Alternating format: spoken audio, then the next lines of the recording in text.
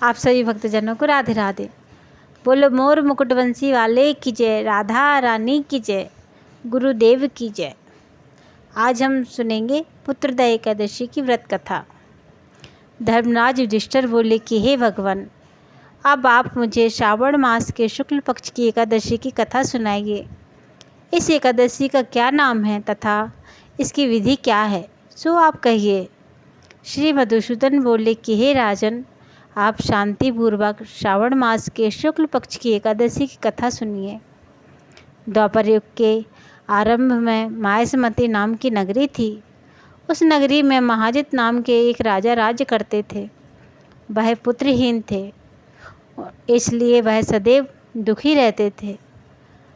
उसे वह राज्य कष्टदायक प्रतीत होता था, क्योंकि पुत्र के बिना इस लोक और परलोक दोनों में सुख नहीं है। राजा ने पुत्र की प्राप्ति के बहुत यत्न किए, परंतु सब निष्फल रहे। जब वह राजा वृद्ध होने लगे तो उनकी चिंता और बढ़ने लगी। एक दिन राजा ने अपनी प्रजा को संबोधन करके कहा कि ना तो मैंने अपने जीवन में पाप ही किया है और ना अन्यायपूर्वक प्रजा से धन ही एकत्र किया है, ना मैंने कभी देवता और ब्राह्मणों का धन छीना है और ना किसी की धरोहर ही मारी है। मैंने प्रजा को सदैव अपने पुत्र की तरह पाला है। मैंने सदैव अपराधियों को दंड दिया है। मैंने कभी किसी से राग द्वेष नहीं किया, सबको एक समान माना है। इस प्रकार धर्मयुक्त राज्य करने पर भी मैं इस समय महान दुख से गुजर रहा हूँ। सो क्या कारण है, यह मेरी समझ में नहीं आ रहा है। राजा महाजित इस बात को विचारने के लिए मंत्री आदि सहित वन को गए। वहाँ वन में जाकर उन्होंने बड़े बड़े ऋषि मुनियों के दर्शन किए। उस स्थान पर उन्होंने वयोवृद्ध और धर्म के ज्ञाता महर्षि लोमस के दर्शन किए। उन सब ने जाकर उन महर्षि को यथायोग्य प्रणाम किया और उनके सम्मुख बैठ गए।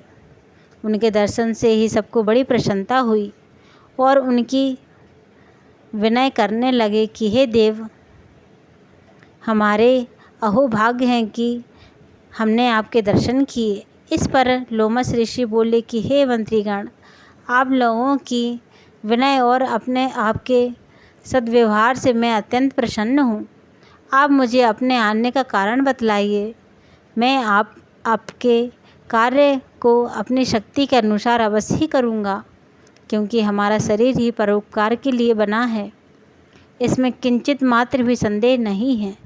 लोमस ऋषि के ऐसे वचन सुनकर मंत्री बोले कि हे महर्षि, आप हमारी समस्त बातों को जानने में ब्रह्मा से भी अधिक हैं, अतः आप हमारे संदेह को दूर कीजिए।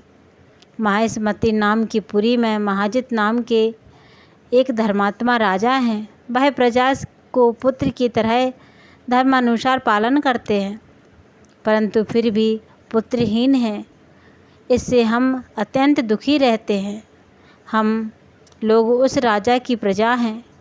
हम भी उनके दुख से दुखी हो रहे हैं, क्योंकि प्रजा का कर्तव्य है कि राजा के सुख में सुख माने और दुख में दुख माने।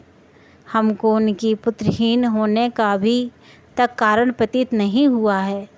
इससे हम आपको आपके पास आए हैं।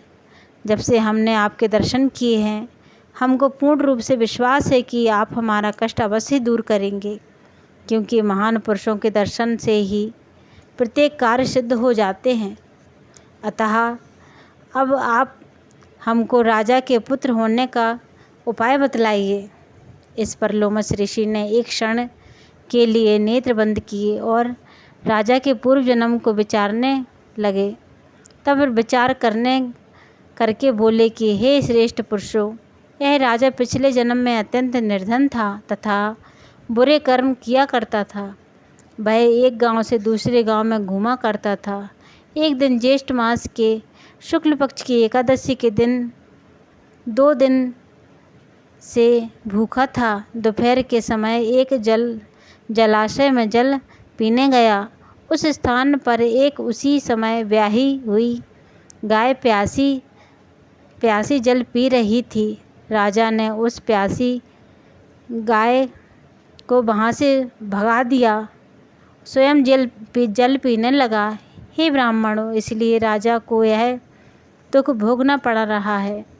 एकादशी के दिन भूखा रहने से उसको राजा होना पड़ा और प्यासी गौ को हटाने से पुत्र वियोग का दुख भोगना पड़ रहा है।